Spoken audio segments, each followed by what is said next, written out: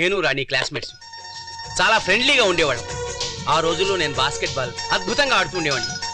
కానీ రాణి ఎప్పుడూ నన్ను ఓడించేది. సరిగ్గా అదే సమయంలో మా కాలేజీ బ్యూటీ శ్రీలక్ష్మి, అదే మీ అమ్మ, నా జీవితంలోకి మార్చింగ్ చేసుకుంటూ ప్రవేశించింది. మొదటి చూపులోనే మీ అమ్మని గాఢంగా ప్రేమించాను.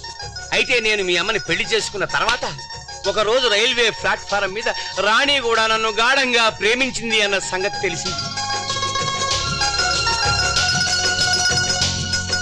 ఆ తర్వాత మీ అమ్మ చచ్చిపోతూ తన మూలంగా దూరమైన రాణి పేరు నీకు పెట్టమని చెప్పి చచ్చిపోయింది.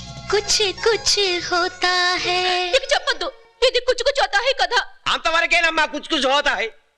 మళ్ళీ 12 ఏళ్ల తర్వాత రాణి సిమ్లాలో నన్ను కలిసినప్పుడు హమ్ ఆప్కే దిల్ మే రైతే హై అని అలవాటు ప్రకారం అలా కొట్టబోయాను. యూ చీట్ అని చేతిలో ఉన్న గొడుగుతో మొహం మీద ఫ్యాట్ మని కొట్టింది. వెంటనే భోరుమని ఏడ్చింది. ఎందుకు? కొత్త గొడుగు విరిగిపోయింది కదా.